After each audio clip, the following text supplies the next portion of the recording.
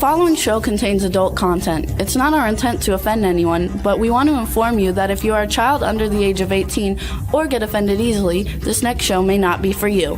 The content, opinions, and subject matter of these shows are solely the choice of your show hosts and their guests, and not those of the Entertainment Network or any affiliated stations. Any comments or inquiries should be directed to those show hosts. Thank you for listening.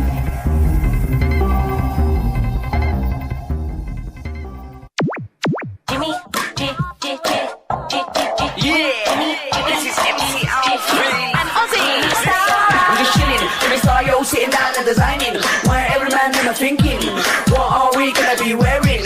Yo, I'm a Liverpool MC, you can't test me. Big up the girls inside the party, let's get down to crazy Jimmy. Big up myself and known as Alfie, the one and only, the Turkish MC. Always love the clothes of Jimmy. Bitch, I'm your one I wanna be, Jimmy Star, new celebrity. We'll take you out to Jimmy Stars. Hey ho, what's up everybody? Welcome to the Jimmy Star Show with Ron Russell, bringing you the good times in music, fashion, pop culture, and entertainment. We have a great show for you guys today. I'm super excited about it. Before we tell you about it, let's say hi to our cool, outrageous man about town co-host, Mr. Ron Russell. Howdy do. So it's going to be a fun show today, you guys. I want to thank everybody for sending me all the get well wishes for my kidney stone. Slowly getting better. I got a little ways to go, but it's getting better slowly. So thanks for all the text messages and messages on Facebook. I appreciate it. And chat room, hello. Not too many people in there at the moment, but hopefully it builds up. Hello, Stefan. Thanks for everything. And say hello to Tina. And we want to say hi to Sylvia Polite.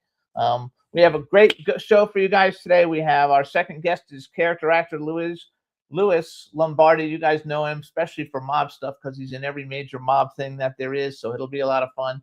And he's an actor, producer, and director.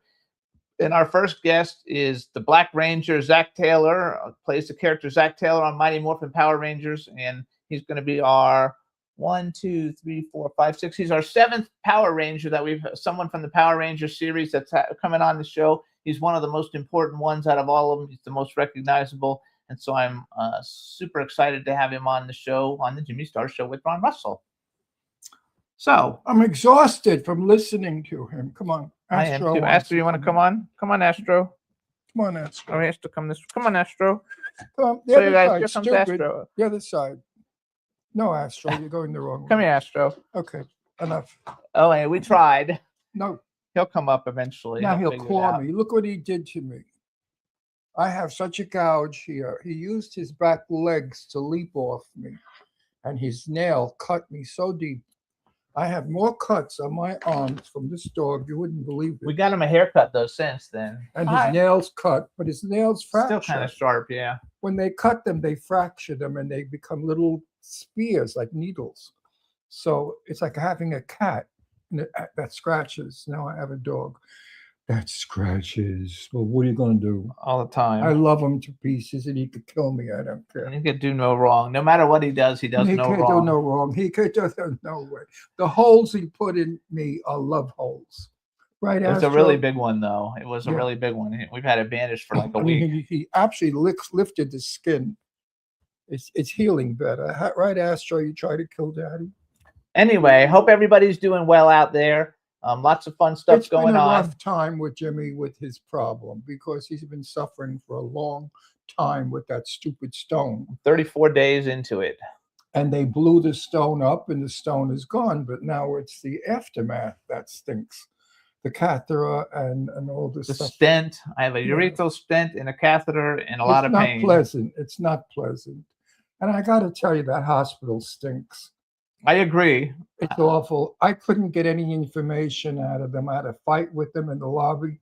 I went berserk. I was like a real guinea. I became a Brooklyn guinea with the vulgar, fuck you, and I'm screaming at them. I went berserk because it was hot and I don't feel good. And I'm in the car for hours waiting for him. And it's supposed to be 2:00 and they don't make the operation at 2:00. I want information.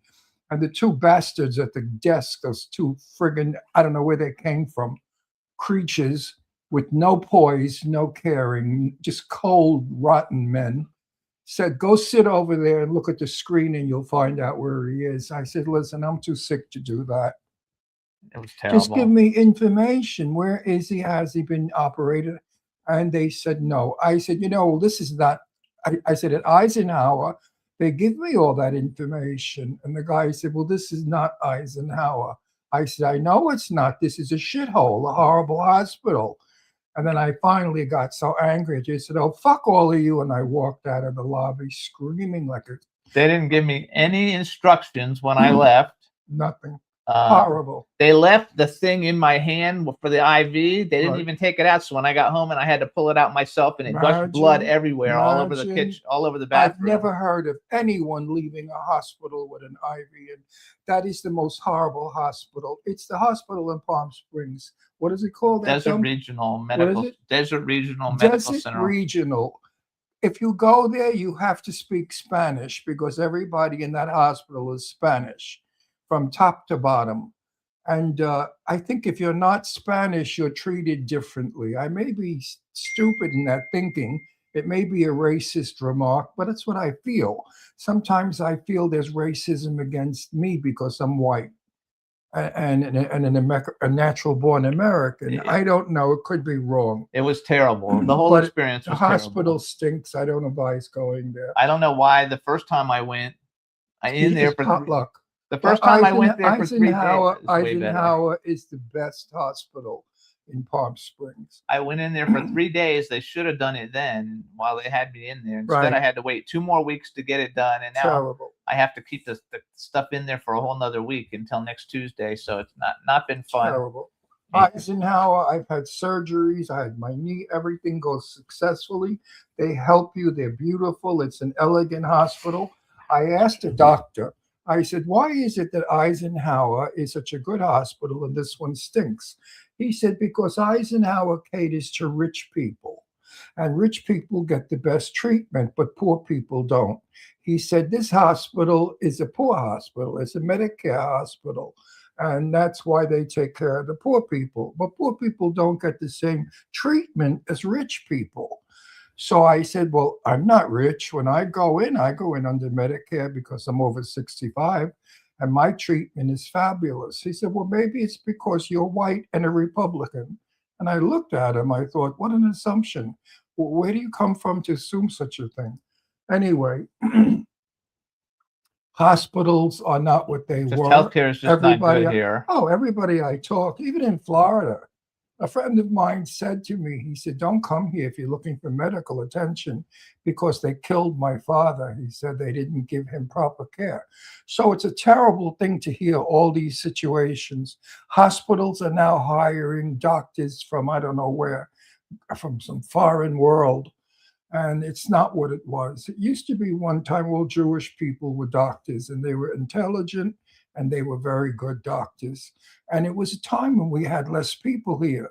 So we were able to have more attention given to us by the medical field. Now, as you know, you wait 3 and 4 months to see a doctor. Get You an could drop appointment. dead in that time period. Most of my doctor's appointments take like Three to four three to 4 months. months to get an appointment. And that's terrible because a couple of, like 10 years ago, I remember getting appointments right away. Yes. You call a doctor. Anyway, the world has changed. We're dealing in different times. And you have to have patience now. And you have to learn that you do everything twice. Nothing is done as it was years ago once. Everything is twice. Anyway, But he's fine. He's doing good. I'm He's doing gonna get better. Yes. It's just a matter of time to heal, and he'll be back to himself, and this unpleasant memory will be forgotten. And I'm ready for it to be forgotten. Big time. I'm ready for it to be forgotten. Right. And as far as the hospitals go in Florida, in Boca, I don't know. I'll find out when I get there. Absolutely. So in the meantime, moving this up a little bit, we want to thank everybody for tuning in. This As far week's as- show is going to be way better. As far as my voice goes, it's still bad from the sand. So I'm still raspy and hoarse. So forgive me for having this awful voice. Actually, it's not too bad today, Or though. at times it goes down really low. So Yes, it it's does. It's very hard dealing with the sand. I'm having a difficult time. So you guys, you can hear the Jimmy Star Show with Ron Russell. We're on Libsyn, Apple Podcasts, iHeartRadio, SoundCloud, iTunes, Spotify, Amazon Music, Google Podcasts, and YouTube. We're also on about 150 other platforms, but those are the main ones. And I see that our guest is already here, and I'm super, super excited to bring him on. So let's just bring him in if he's there. Hey, what's up, guys? Hey, Walter, what's up? There's no E. Okay, Walter E. Jones or Walter Jones, you guys. How you doing? I'm quite well. I'm quite well. How are you? I'm fantastic, and I'm super excited to have you on. Let me do a quick intro Okay. for everybody tuning in. All right, everybody, now we want to welcome to the Jimmy Star Show with Ron Russell. Actor, dancer, singer, voice artist, and martial artist, Walter Jones. Hello, and welcome to the show. Thank you, sir. Happy to be here. This is my cool, outrageous man about town co-host, Ron Russell. What's Yes, up, Ron? I understand that you're the big cheese in that TV series. I'm among the big cheeses. There were 6 of us, so No, but I heard you're the number one guy. okay. I Well, I don't think that's a good watch- rumor. Watch your show. I don't know why I don't watch it, but I don't even know where it is. It's You have- okay.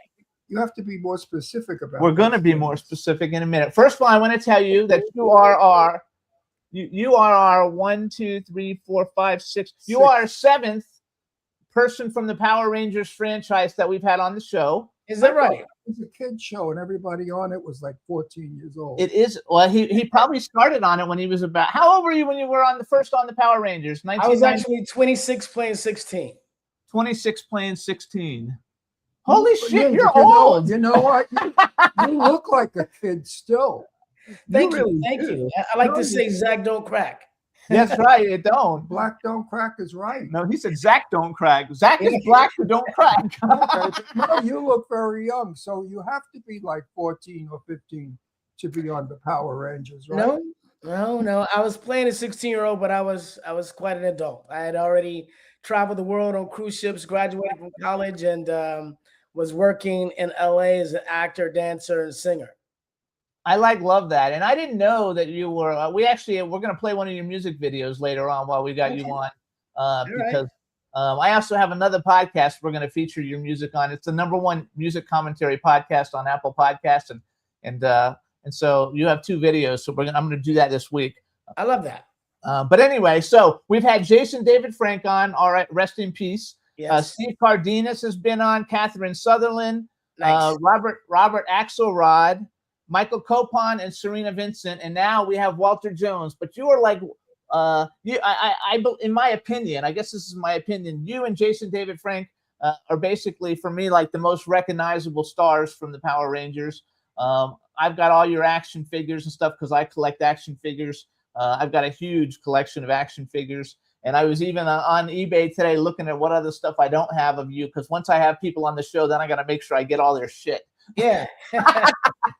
So I'm very excited about it. And so you played Zach Taylor, the Black Ranger. First of all, I didn't know you did all these other things either. I noticed that you danced and stuff all the time. Like you have like moves and stuff that are very, dancey when you're a Power Ranger. But I didn't know that you were actually a dancer and a singer until like 2 days ago. Okay.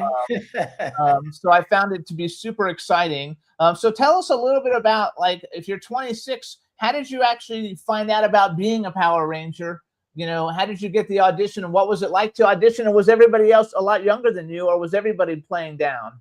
Well, I was the oldest. I was the oldest at the time. Well, I continue to be the oldest. I graduated with a degree in musical theater from a school called United States International University School of Performing and Visual Arts. And Where was that? Where was that? It was in San Diego, Okay. California. So I got my BFA, my Bachelor of Fine Arts in musical theater, and then I hit the road running. So I started working around. I was doing theater in San Diego at the Old Town Theater, and then I did some theater in LA. I did like shows like Ain't Misbehaving. I did The Wiz. I did a number of different shows. Funny Thing Happened on the way to the Forum. I did 42nd Street. I did a lot of musicals, and then I booked a job on Princess Cruise Lines as an assistant cruise director and the entertainment staff. So I did that for 3 years and decided to give LA a shot because I liked it out there. I liked it a lot. I was able to take free tours, like in places like Alaska. I learned to scuba dive on the Great Barrier Reef. I went and saw like caves in Kuala Lumpur and just all kinds of amazing things that I thought was amazing to my life. I went bungee jumping in Vancouver, DC, and anyway, I thought I love this. I love this life. Didn't do the bungee jumping thing at all. I parachuted once, and that almost killed me. Oh. Like I was so afraid of where you hang out the plane, and they say let go, and you fall backwards. I Yeah, thought I whoa. was going to pee myself. I would Yeah, never no, do it. it's quite, and I have a fear of heights, so So I didn't I- expect to go bungee jumping. I have difficulty in an elevator if it Wow. stops too short. No, really, Okay. the elevator stops too quickly and it goes. "Whoa." Yeah, I- that feeling. I couldn't imagine falling from a plane. You get the butterflies. Well, the falling from a plane, the initial jump out is crazy because like you have to have that release. But once you start falling, you don't really feel much. You don't Oh, no, feel man, the it's butterflies. Ugh. No, You it's feel like fun. the pressure of the wind. I was in college, so I went to the University of Florida, and I was in a fraternity, and basically all my fraternity brothers were doing it, and I was like, I don't want them to think I'm a pussy, so I Right. did it. But I was like 3 people in a plane, and it's a little teeny plane, and the door opens up, and the guy's sitting on your legs, and then he says, put your foot on the strut, let your other foot dangle, and then jump, and it's a tandem line, so it pulls the chute for you already. Once that part was over, it was smooth sailing, and it was a lot of fun. You Yeah. spend the whole day learning how to land Yeah, before you he- do it. He says he's Exactly. not a pussy, all right? I own an Audi TT Roadster, 2-seater, convertible. Yeah. We drive in my car and I have the top down and he has his hand holding the handle of the door. And I said, why do you hold the handle of the door? He said, for security. And He's I thought nervous. to myself, pussy, this one is the biggest I have a snatch- hard the biggest snatch I ever met. I have a hard time with not being the driver. I've always been the driver my whole life. We've been married for 14 But years, he and I usually drive. jumps out of airplanes. But in my little car, he's terrible. Yeah, I don't like He's it. got control issues. I do have control issues. I really do. I You absolutely see, do. I feel if man was meant to fly, he would have had wings. And since God didn't give us wings, I like walking. Okay. Okay, so hold on. I want to go back. Let's go back. So, because I want to know, how did you become a Power Ranger? Because All right. I think So it's a big I thing. decided to get off cruise ships. I started working in LA. I got an agent. I got a dance agent. My dance agent was sending me out on different things. I did music videos. I was working at Universal Studios in 3 different shows: American Tale, Beetlejuice Graveyard Review is a rock and roll show, and the Wild West Stunt Show. And one day, my agent called me on the way while I was on the way to go do the Star Search with Ed McMahon. Remember the show? Star Yeah, I Search. love that show. I was on the way to go do the show in Florida. I was on the plane and I got a call from my agent, my dance agent, and said, "Hey, there's a TV show. It's a kids show, and they're looking for martial artists that can play teenagers, and they're looking for somebody that can dance, do martial arts, and gymnastics." And I'm like, "I can do all that." And they're like, "Well, the audition's tomorrow," and I'm like, "I'm on a plane. I can't go. I'm flying to Florida to do the Star Search." And they're like, "Ah, well, that's a bummer, because if it gets picked up, it's going to be 40 episodes, and that's unheard of. As a young actor, you don't get a show with 40 episodes." And I was like, I was kicking myself. Anyway, I got to Florida. By the time I got there, I lost my voice. I was singing, and I was with a group. We performed, we lost, and I ended up coming straight home on Monday. When I got back on Monday, they called me and said, "Hey, they still want to see you. Can you go in on Wednesday?" So I Oh, there went you in go. on Wednesday for the audition, and after about 2 weeks of auditioning, I was the new Black Ranger.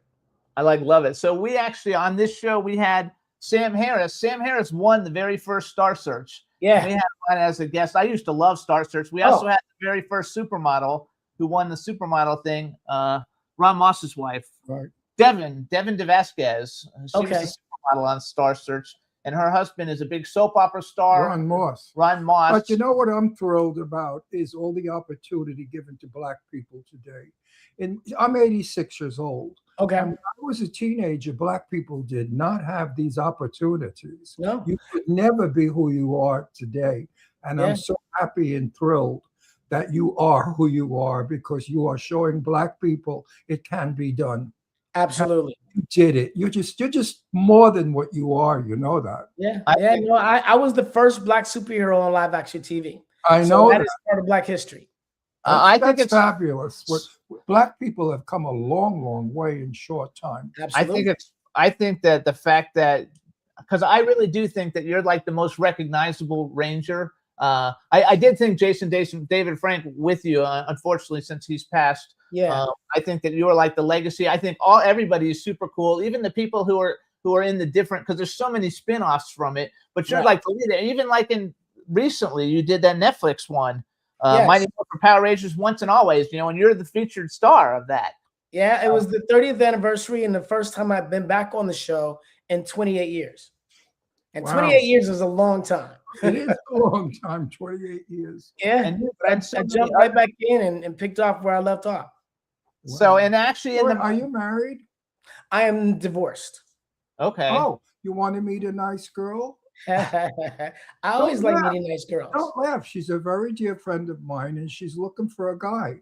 Is And that her right? name is Cece Penninson, and she sang, "Finally, I found someone." Finally. Finally, it is happening to She's a very good friend of And ours. she's absolutely gorgeous, Oh, I know. I'm sure. and her boobs are real. Yeah, okay. And how do we know this?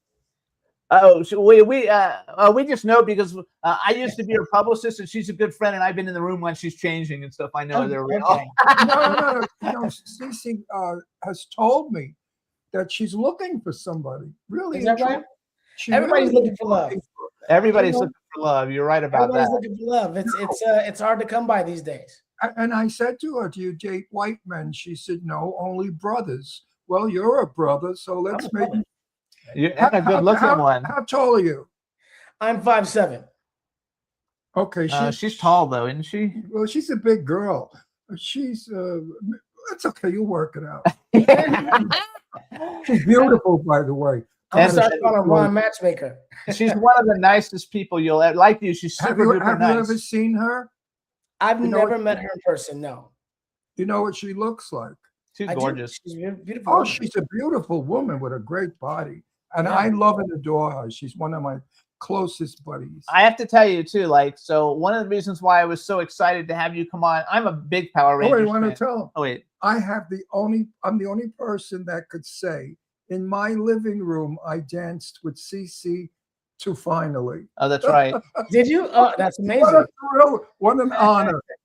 Dancing finally We with live- Cece. We live in Palm Springs, and Yeah. she often plays Gay Pride here, and so then she comes over and She for comes dinner for and hangs dinner, out, and and we then we go to hang the out. show with her. She's fabulous. And That's we have a- amazing.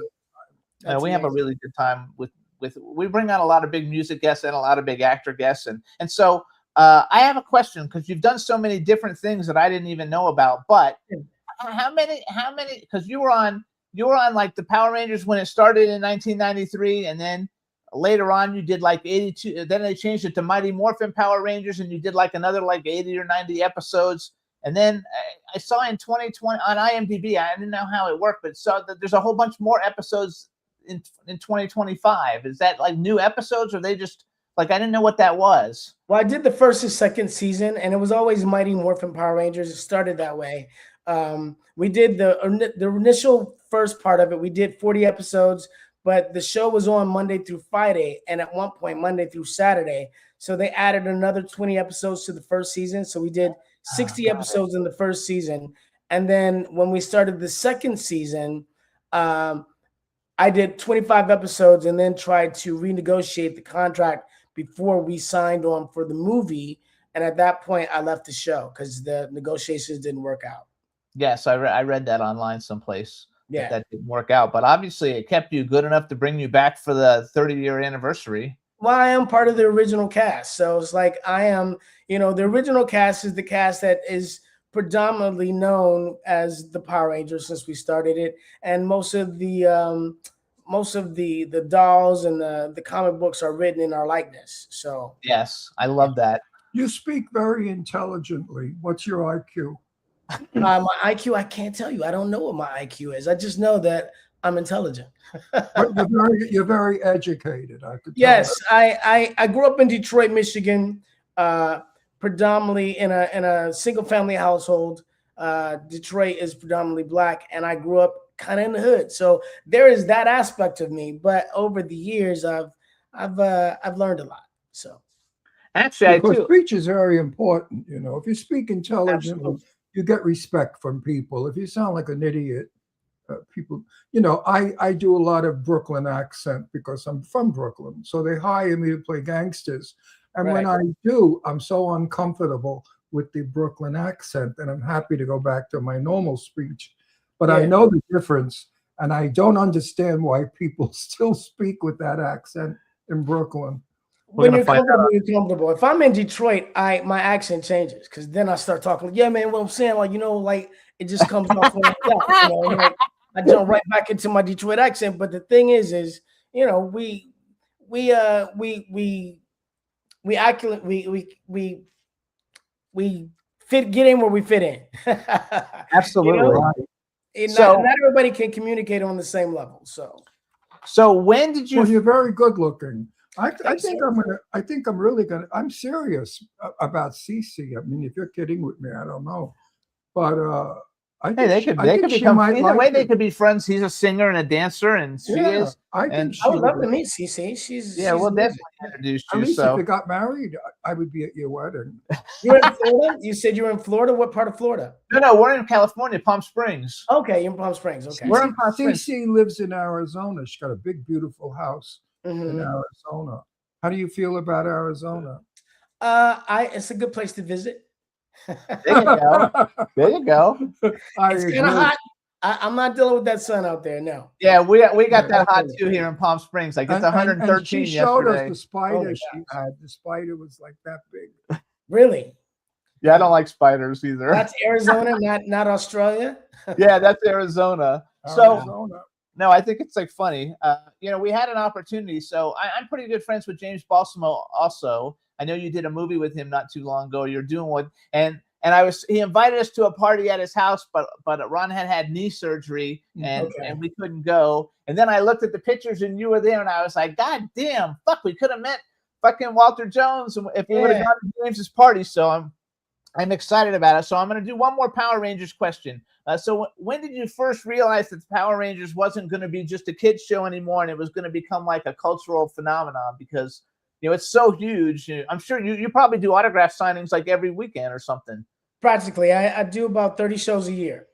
Yeah, that's a lot. Now that Power Rangers, that's a spaceship thing, right?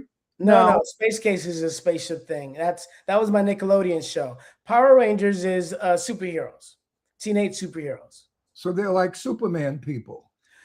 Kind of Superman-ish, but we work off of the morphing grid, which can be in any dimension, anywhere. We fight monsters from outer space. And what is the intent of your show to help people? I mean, are you like detectives, good guys? to No, kill the bad guys? Every episode has a moral message. Basically, like if it's about bullying, then maybe the monster ties Good. into somebody that bullies. You know, Good. about conquering fears, about being a martial artist, about being proud of who you are, like different moral messages. And And, each one's I like each that. one's a different color. There's a yellow one, a blue one, a green one, a black one, and a pink one. Yes, I like yes. all of that. I have to watch one. How do I watch it? Every night when we switch the TV and it goes to that weird channel where you don't like it, it's always the Power Rangers playing on it, like, all the time. Like I don't know how somehow our Oh, the TV guy- just goes the to it. guy- All, It's on Netflix. Yeah, If like- you watch Netflix, you can see it there. yeah, not really leotards, but Well, they're tight uniforms. yes. So I have Yes, one more very Power tight Ranger uniforms. question. One more Power Ranger question. What did you think? What did you think of the new Power Ranger movie that none of you guys were in? Like, did you like the movie? I know it didn't do very well, but what did you think of it in general? Well, I took my kids to the movie in 2017, and they thought it was very entertaining. I thought it was very entertaining. I thought it was well done. I did have some issues with some of the things. The biggest issue was the moral issue. It was like when we were on the show, we were called teenagers with attitude, but we were teenagers with attitude because we were confident, because we were all very talented in our own specific way.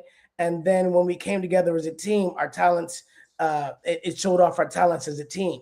Whereas in the 2017 edition, they were teenagers with attitude because they were delinquent. Right. And then they got a magic rock and it gave them powers. and they had to figure out how to come together as a team.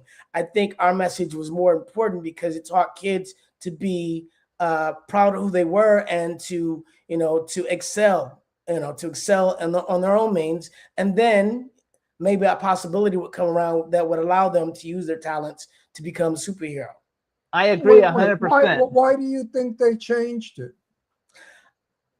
I don't know. Bad writing. I think it was just, I don't know. I think because society's changed a lot, maybe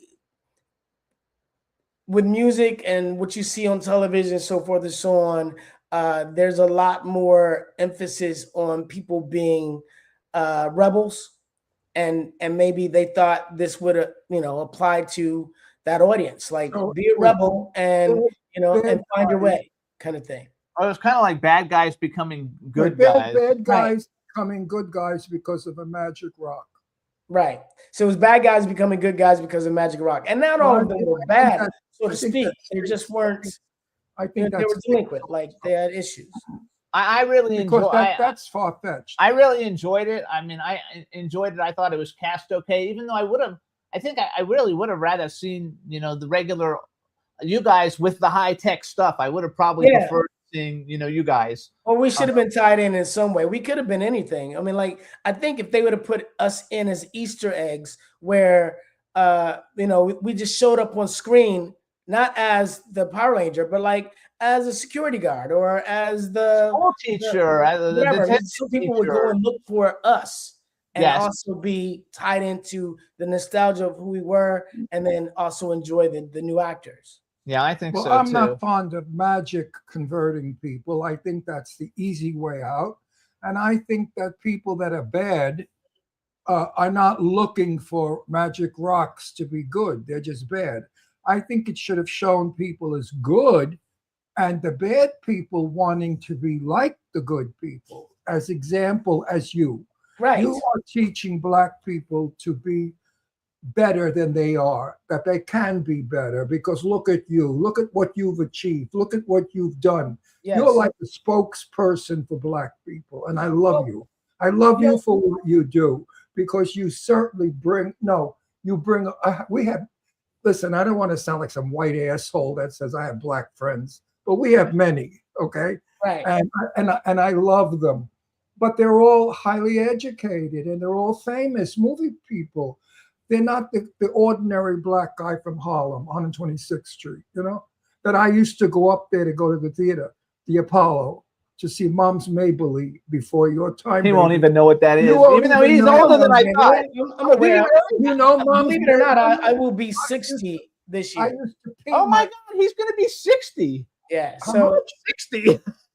Yeah, so I'm not a young man. I'm an older man, and I've seen a lot in the world. I've seen a lot. Oh my God! I thought you were when he was saying Cece. I was thinking he's probably in his 40. He's not old enough to be. No, Mom's Mabley was the fat. She took her teeth out. She's a very funny comedian. She was the funniest human being I have ever seen in my life. She was a Black comedian, old lady, she looked like she was a homeless person. All right, hold on. Oh, I love I didn't know you were 60. So, okay, hold on. I want to go to a different topic. So, one of the things I don't really know this. I mean, I know what ADR is because I've done it in films and stuff before, but you have a ton of some of the biggest movies that have ever been made where you do voice work and it gives you a voice credit. But what does that actually mean if you're not a character in the movie, but you're doing a voice credit? Like, what does that actually mean? Well, when you do a movie or a television show, when they're focusing on the main actors, there are extras behind the actors making the scene come alive. Well, those extras are acting as if they're speaking, but they're not.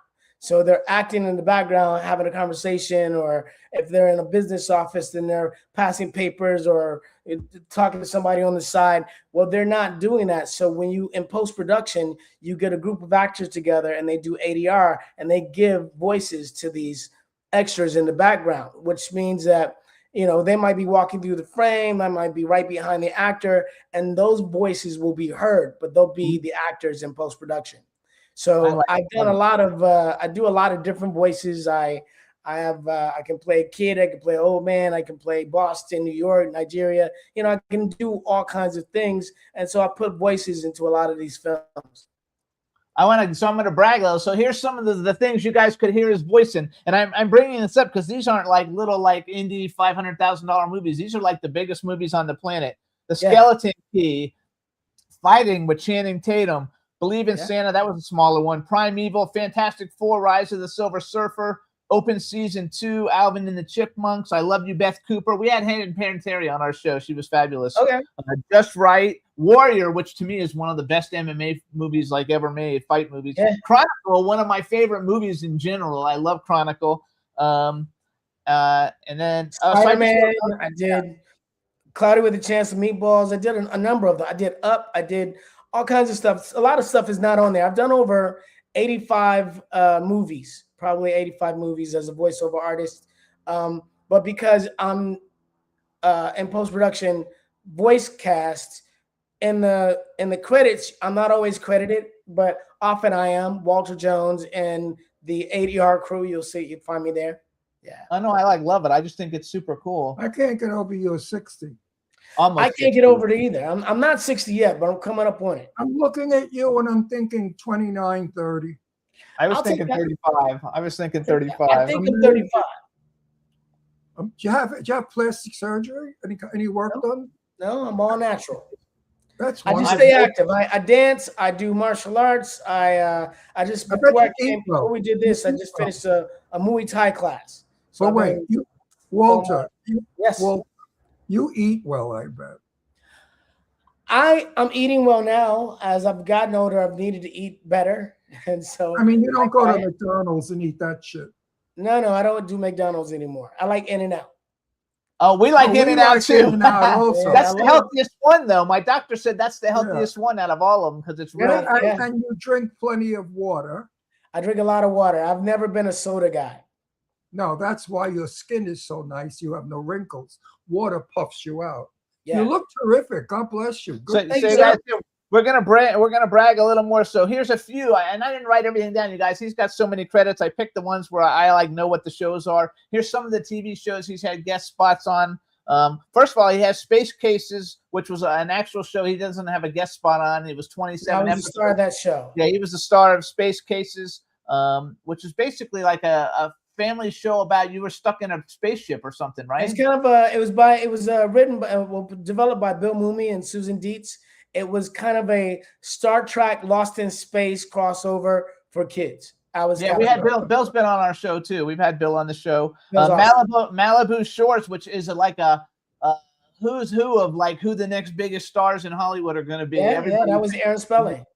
Yeah, Aaron Spelling. So here's some other TV shows. Moesha, I love Brandy. Moesha, Buffy the Vampire Slayer, Sabrina the Teenage Witch, The Burning Zone, Step by Step, NYPD Blue, CSI, Family Matters, Early Edition, The Shield. I know there's more, but I wrote those down because everybody knows what all those different Yeah.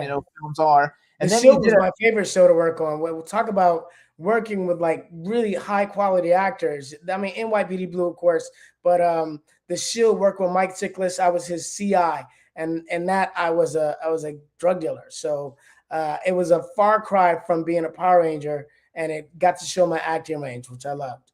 Yeah, which is really good actually, which I liked a lot. You also did a movie, and I'm only bringing it up because we've had Malcolm McDowell and Richard Grieco's a pretty good friend of ours.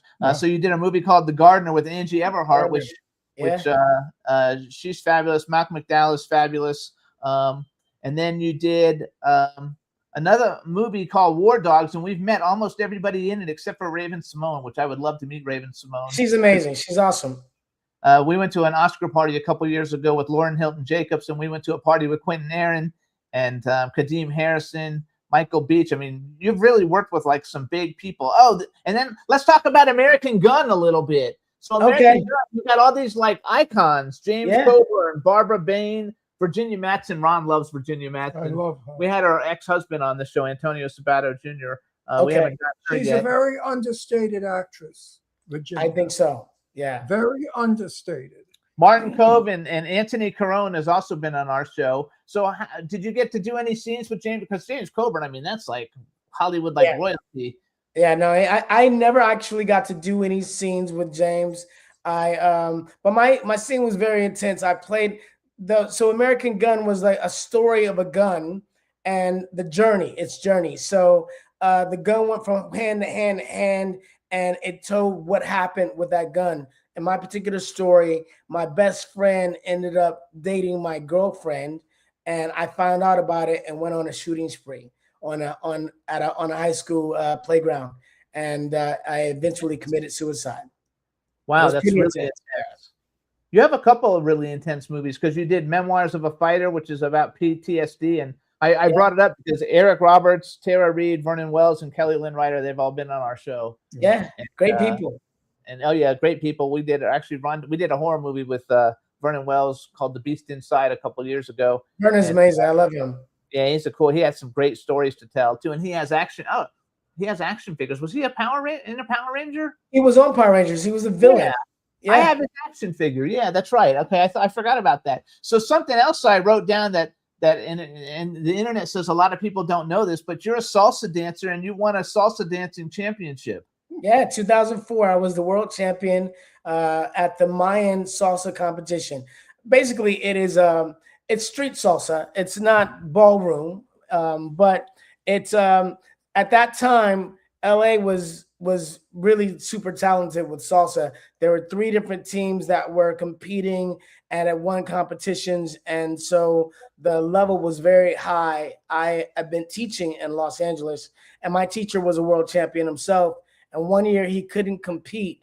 And I asked, hey, do you think I should compete? He was like, go for it. And I did, and I won, surprisingly to most people, because they didn't know that I was able to do all the tricks. I did, lifts and dips. And I was also able to pull in some of my gymnastics, where at one point I actually do a front flip over the girl as she's doing a back bend. So that can be seen on YouTube. If you look up Walter Jones, salsa champion, you can find it there. I know I love Okay, it. big question. Talk to me. Big question. Big question. What is it you can't do? I do most things well. I mean, I whatever I put my mind to, I can do. If I really concentrate on it, I can do it. And unfortunately, I wish that there were some things that I would have concentrated on that I didn't. But that's okay. I'm enjoying my life. Oh no, I think it's phenomenal. All the stuff that you've done, and Now wait, you mentioned kids. How many? I have 2, a boy and a girl. My boy's 22, my girl's 18, both in college, doing well. good for them. Are they show business going? My son worked as an actor from 6 months old to about 11. And then my daughter, she's currently doing theater at her school and is minoring in acting. But I don't really want them to be entertainers, because I know the road is such a difficult road. I've grown up with so many people that dedicated their lives to being an entertainer and just never. Walter. Yeah. What job isn't difficult? I mean, if you're a doctor, lawyer, it's all difficult. Working No, is it's not. It's not the same. It's not the same. As an actor, you get a job, the job ends, and then you got to find another job. There's only one person they're hiring at a time. As a doctor, you have people come to you. Every year you're not out of work. No, that's true. Walter, I had many opportunities in my 86 years of life. Okay. Yeah. I'm acting 65 years. I'm happy I did And it. you're fortunate. You've been able to make a living as an actor. Well, I barely got by. I worked as a hairdresser. Wait We had fun. No, wait a minute. I never was given the opportunity. Believe it or not, I was blacker than you when I was young. My hair was just Find that black. hard to believe. No, I'm Italian. I had to stay out of the sun. Yeah. I look Puerto Rican. I Okay. didn't even look Italian. So when I went down to be casted, they didn't want me. They said, Right. we're not doing Puerto Ricans. I said, but I'm Italian from Brooklyn Mafia. Good matter, right? Can I do something? So I had that against me. Then came an actor called Sal Mineo. And Okay. Sal he's old Mineo enough to was know as Sal black Mineo. as I was. He was another darkie. He broke the ice for dark men. In my day, when I was young, they wanted Tab Hunter, Troy Donahue, all the blonde, blue-eyed boys with the Americana look. Yeah.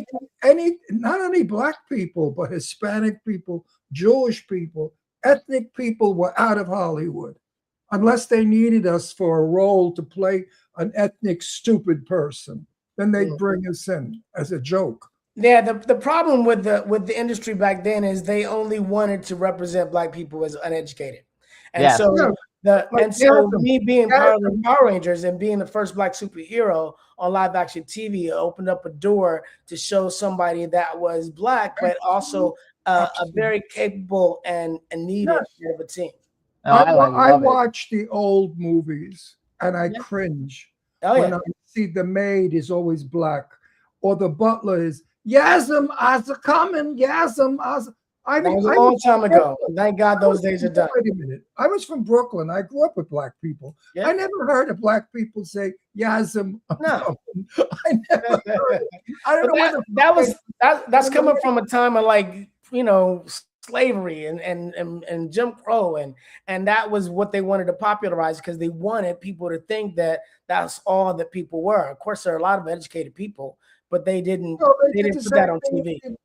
They did the same thing with me. Put me in a guinea t-shirt, throw some sauce on it, and have me. What do you want over there? Man, no God or nothing. Leave me alone. So hang on, I want to switch this now. I want to switch to music a little bit now, because so have you recorded? I know you have at least 2 songs because you have a hip hop song and the dance song. Have you recorded I have live 5 songs currently out. How many? 5. Okay, 5 what? 5 songs he's got currently out. So how long? What? Slow it down. 5 songs. We're talking about music. Now. I'm not fucking retarded. So so when did you start actually recording music? Because I know you've always been in music and danced and everything, but like how old were you when you said, all right, now I'm gonna actually start putting my stuff out where people can buy it? Well, I actually started recording music probably right after Power Rangers. I did some gospel kind of stuff for kids, and I was working on trying to get a deal with Warner Brothers, but they wanted to use the Power Ranger name, and that was that was a problem there for licensing. So I walked away from that. But maybe 2 or 3 years ago, I met with a young man who was a rapper, who was a fan, and was like, "Hey, I would love to get you in the studio sometime." So I ended up getting in the studio with him, and we created a song that turned out pretty good. And then we did 3 more, and then I took those 3 and with somebody else produced 3 more songs. And now I'm working with another producer, and we've created 3 songs. So I'm hoping to have an album out by the end of the year, and I'm releasing the songs that I've created. Yeah. I love it. So Okay, what do you feel about Johnny Mathis? Johnny Mathis, amazing singer. Yeah. Johnny, amazing singer. I You think You think he's the back greatest? then at that time he was he took a lot of what he heard from soul music and added it to his music. that's his favorite singer is Yeah, Johnny Johnny Mathis. Mathis is amazing. And I had the pleasure of being in his company 3 times and talking to him and finding out some things about him. Okay. And that he is the kindest, most gentle, most sensitive, most beautiful man I have ever met. Mm. And it's all in his music. When Yeah. he sings, all of the above Yeah. is in. And I think he's better than Frank Sinatra. And I think he beats all singers because he's 93 and he just retired. And Wow. I love Johnny Mathis. He's another feather. We have a lot of another feather in your. we have a cap. lot of fun music people that it's like we've had on the show. We've had Kool and the Gang. Yep. We've had Philip Bailey. We've had Earth, Wind and Fire, Chicago. Amazing. On. We even had Fredo Starr back in the day. Oh yeah, I worked with Fredo before. We've done. I think we worked on the show together. And we've had. So we pretty have a much- lot of trouble because if anybody ever calls Jimmy or I a racist, I don't even get mad. I just laugh because it's so stupid. We It's like I don't- calling me a I wouldn't say that you were racist. I think sometimes the way you state things is in a very old-fashioned way. 'Cause Well, he's some 86. Well, I'm Yeah. 86 years old. And listen, I when I was I was born in the Red Hook projects, baby. I didn't come from Park Avenue. Yeah. And on our floor was a black boy called Sammy, and I grew up playing with Sammy as a young kid. Yeah. My mother would put me in the kitchen sink to wash me. I'd stand up. She'd wash one leg. It was white. I said, "That's the Ronnie leg." And the leg that was dirty was the Sammy leg because it was brown. That's my extent of racism, my friend. When I was younger, I grew let up him with go, black people when I lived in Astoria. Wait, he's telling you something. All right, my best friend was Robert Taylor, not the Okay. actor, but Robert Taylor was the best basketball player on our team. He can't play basketball. He can't do sports. I at played all. What do you fuck you? I played basketball. No. But Tell us. anyway- Go ahead. Go. Tell us what you were going to say, Yeah, Walter. when I was younger, I lost a finger, and I was 4 years old. I went to the hospital. I lost a finger, and while I was in the hospital, one of my roommates was this young white kid, and it's funny because my parents came in and they were putting lotion on me, and he looked over at me with an armful of lotion. And was like, "Look, he's white." And we started laughing because he had never seen lotion on a black person, and my arm was white with the lotion. And I remember we had a laugh about that because he just was Well, you know unfamiliar what? with seeing that. My father was a painter decorator, and there was a black fellow that worked with them, and he fell off of a scaffold, Okay. and he needed a transfusion, and none of the white men would give him a transfusion Yeah. because they were afraid the black blood might. But my father did. My father immediately gave him blood, and that's my parents were communists. They were very socialistic, and they believed in equality. Okay. And they fought for that. So I grew up in a very liberal house. And when I talk to people, I say, can't you be a little more understanding of who we are? Gay people are gay people, but we're people. And we need to have empathy for everybody, you know? Empathy for everybody. I agree. I mean, we hurt like you. We're people. Why do certain people think that some people should be hurt and some people shouldn't? Some They people judge. ignorance is a thing. Ignorance is a disease. And unfortunately, sometimes it's spread through families. Absolutely. So I want to go back to the music But thing, though. you know what? I think it was better about 30 years ago. I didn't feel the prejudice as I do today. Today, Yeah. we have really been divided. We are so separated today, more so than ever. And I don't know what the hell happened because we were doing good in the 70s and 80s. Yeah. Black was hanging out with white. We were going to the clubs together. We were hanging out together. A lot of my gay friends had black lovers. So it was really happening beautifully. We were all becoming one person. And now, I don't know. I don't know. I think I have friends from all walks of life. I have, black friends, white friends, friends, Asian friends. It doesn't matter. I love people in general. But Yeah. I think there is a prejudice that lies underneath people sometimes that has been taught to them, that they've learned, this learned prejudice. And I think a lot of times it was hidden. Like it was hidden. It was like, I have thoughts that I keep to myself, but then when you get somebody that inspires people to be free to say what they really feel, and they feel like it's a safe place, then that prejudice rears its head. And I think agree. that's No, I was taught to look at the person, not the color. right. And that's what it Person. should be. Person is a piece of shit. They're a piece of shit no matter what. Absolutely. That's how I was raised. But a lot of my friends were not raised that way. And they said terrible things about black people. And I Yeah. used to fight with them because I used to say, that's not right. You Right. can't say that. There's a good guy. Actually, You know what I mean? So there were a lot of people in my day helping black people, but never got the recognition. Never. Yeah. Yeah. I want to go back to the thing you said about your finger real quick because No, I don't want to talk about no, I that's didn't. scary. You know that I never noticed that though. Like in the Power Rangers, that you were missing a finger. I saw Which finger? it's his middle Oh, finger. that's fun. Oh, yeah, you can't. Yeah, you can't even tell, and that's since 4 years old. So you've been that you've been that way your whole life. Yeah. Since I was 4. Unbelievable. You like the way I'm making it grow? I'm like, watch my finger grow. Do it. Good. I love Do it. So let's talk Good. about your song "Dance." We're gonna play "Dance" for everybody. The reason I Okay. didn't pick the hip hop song is because our demographic is a little bit older, and even though I like it, I don't know if our listeners will like it as much. But dance music, we bring famous dance music artists on all the time. They're gonna love it. So tell us a little bit about the song. Who's our favorite dance guy? Mark Loverush. She's coming on next week. We have this Dance producer. is a song that I put together. I love dancing. I'm dancing. I've danced all through my life, from growing up wanting to be like Michael Jackson to pop locking to break dancing.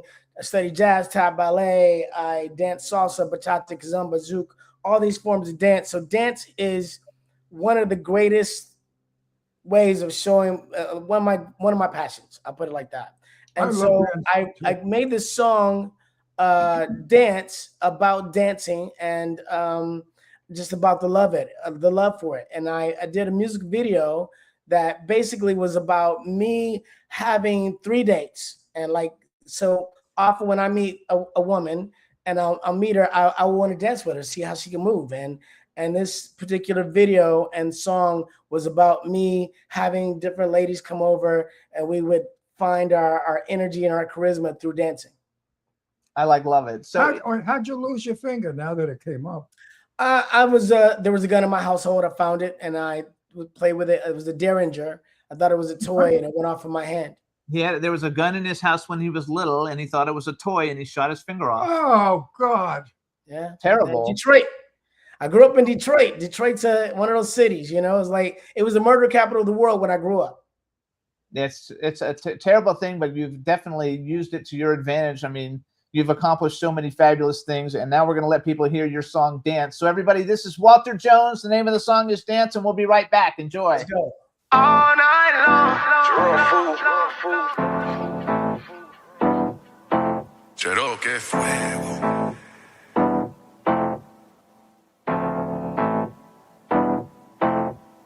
I just wanna dance till the sun come up all night long. Till the sun come up, I love to see you dance, dance, dance. Lose yourself and dance, dance, dance. You make me wanna dance, dance, dance all night long, all night long. All night long.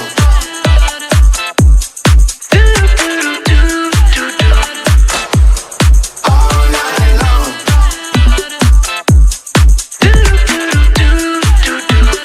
All night long. Your body set the vibe. You got me hypnotized. I'm swimming in your eyes. I might just take a dive. It's a celebration. Let's keep it elevating. We pour up just to waste it. When we get like this, I just wanna dance till the sun come up all night long. Till the sun come up,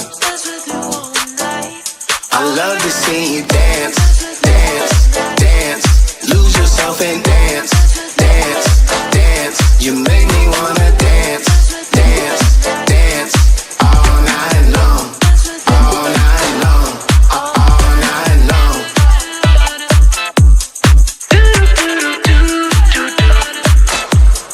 All night long.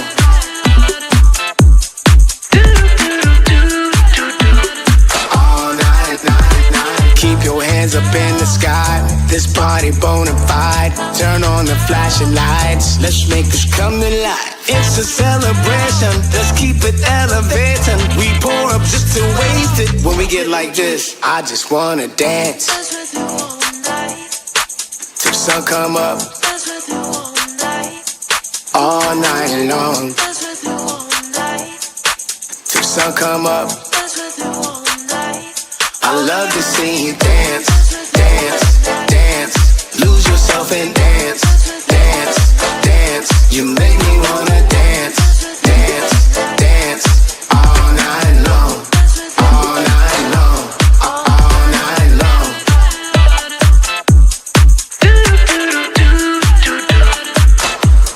All night long.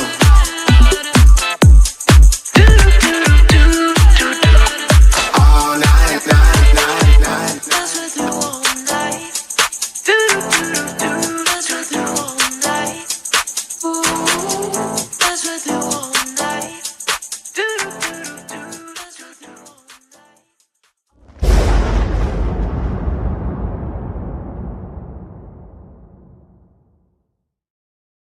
I love it. It's just All feel I wanna good. do is Yeah, dance, right. It's happy. dance, It's just dance. feel good. All I wanna Hey, do I is like love dance, it, dance, and I actually dance, love your hip hop dance, stuff too. dance. So when I do I'll send it to you when I do my indie podcast. Yes, please. It's called the Indie Sound with Jimmy Star. I'm 86 and I still dance.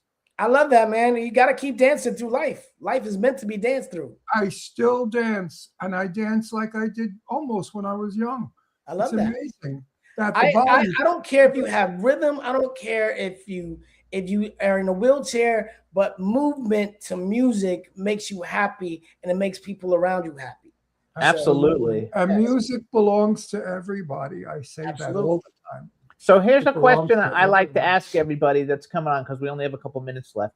Oh, Bucket list, male and female actor that you haven't had an opportunity to work with. If you could work with any male or female actor, living or dead, who would you like to work with? And the second part of that whole thing is if you could have ever been in anything that's any movie or TV series that's ever been made, what would you like to have been in? Okay. Who would I like to work with? Automatically, what comes to mind is Denzel Washington. Yeah, There you go. That just Superstar. right away. I would love to work with him in some capacity. I think that would be amazing.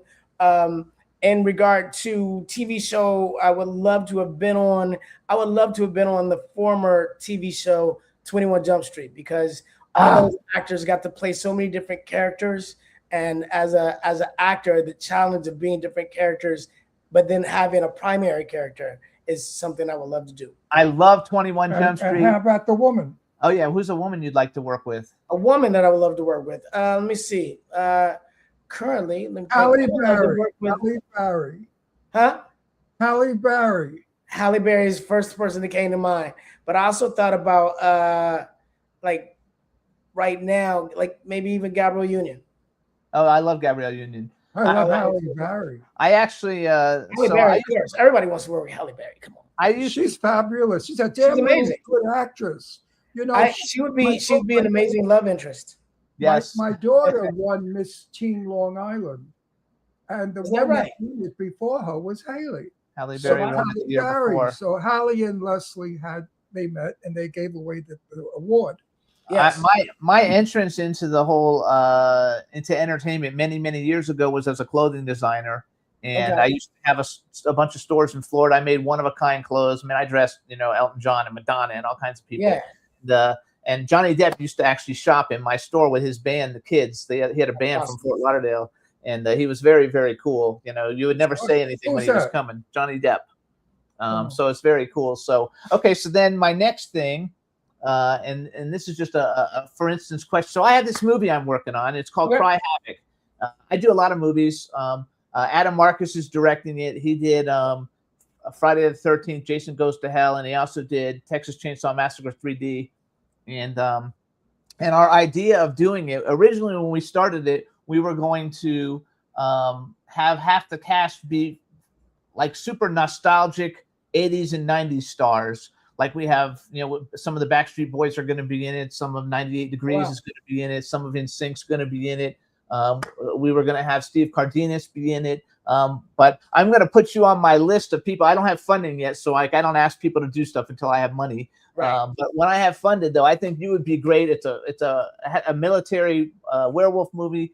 I think it would be great, and I think you'd I be want a to be lot a of werewolf. and it'll be a lot of fun. It's a very unique story. I produce a lot. I have like 9 films in development right now. One of them That's will be amazing. on July 31st. So if you get an email from me saying, hey, it would be something that you'd be interested in, because I think it would be fun. It'd be great to work with you. I think you're a super talented guy, and Thank you, I Jay. love the fact that you've done so much different things. So many different things. But I am such a Power Rangers fan that actually got us here, and I'm super glad that you came on the show. So we want to thank you for coming on the show and sharing stuff about your life with us. And we wish you only the best in everything you do. And anytime you got anything big you want to promote, let me know and we'll bring you back. As a matter of fact, let me just put this out there. I got a movie on BET right now called War Dogs. You talked about that. But I have a movie coming out this fall with Michael Jai White and Timok from The Last Dragon, if you remember that movie. It's called Paper Maid. Coming out this fall. So What is it called? What's it called? Paper Maid. I love P-A-P-E-R-M-A-D-E. Yes. MADE. Yes. Paper Made. Love Michael Jai White. I actually had a film a couple years ago that we had Chris Browning, who's a good friend of his, in. Okay. And we tried to get Michael Jai White, and then my financing fell through and everything got fucked up. But he's a great talent, super talented. Great talent, amazing man, good people. So is Ty Mock, also a very good man and an amazing talent.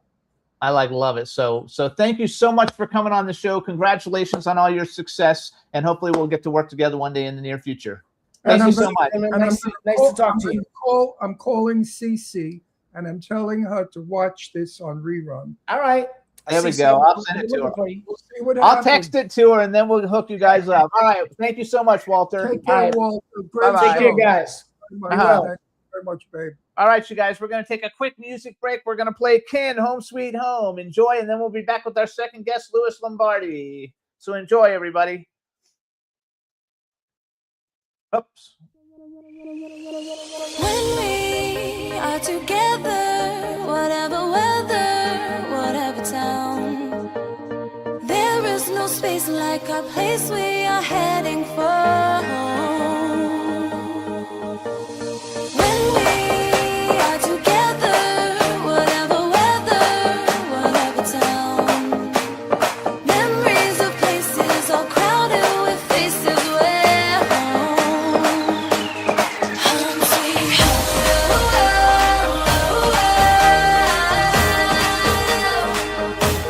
home sweet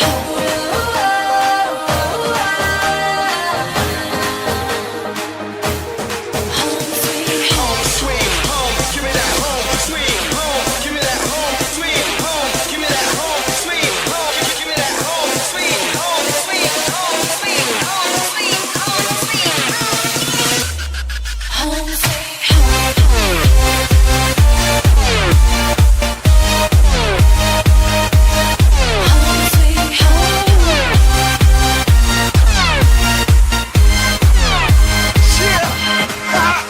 One love, one life. We hope you're feeling alright. We only here for one night.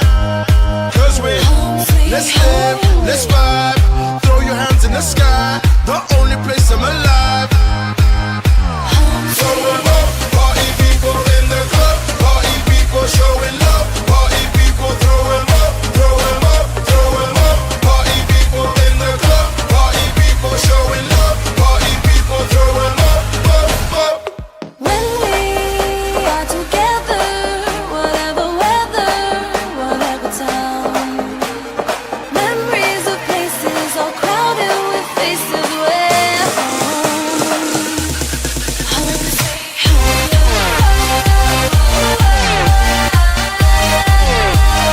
home sweet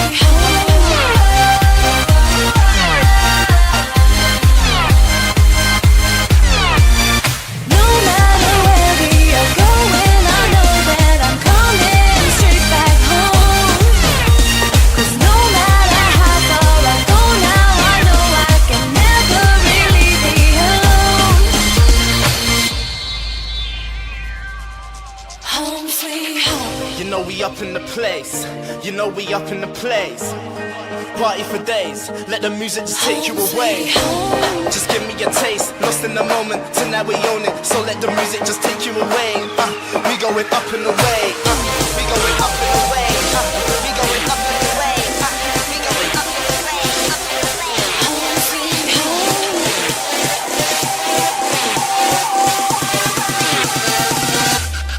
Home sweet home.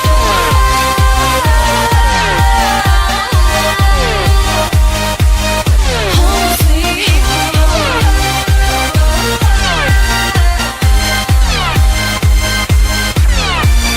No matter where we are going, I know that I'm coming straight back home.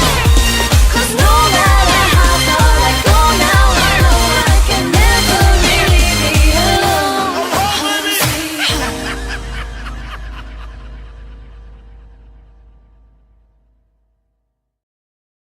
Hey, everybody, that was Ken. The name of the song is Home Sweet Home, Spectrum Music Group. Now let's bring on our next guest. Hello. How we doing, gentlemen?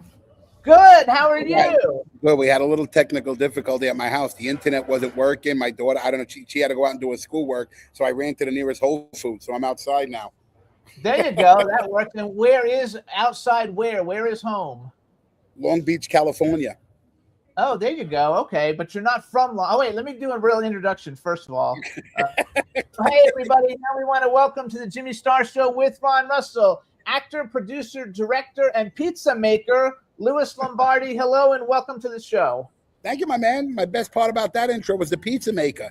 There you go. And we're going to talk about that because I find it fascinating.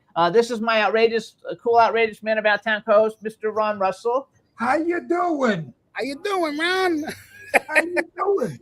You look like you're in the witness protection program over there. This fucking Palm Springs, I feel like that. Oh, you're in Palm Springs now? Yeah. In I'll be there tomorrow. 111 heat. I'll be there tomorrow. What are you doing in Palm Springs? I love Palm Springs. Oh, there you go. Love it. Places. It's too hot. It's too hot. It's 113 today. Very hot. So That's where they make pools. he's from Brooklyn. You're from the Bronx, right? Yeah, where in Brooklyn you from? Red Hook. I do.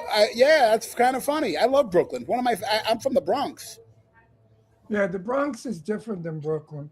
You know, we don't like each other. I didn't want to cause any riff here, but make No, it I sure. remember growing up as a kid, we'd say to somebody, "What the fuck are you, stupid, from the Bronx?" But no, I love Brooklyn. I only wish I could afford it. I'd move back to it. But a little house in Brooklyn now is $1.5 million. It's about 40 million for a studio. I mean, it's a joke. It's a total joke. What used to be a tenement now Right.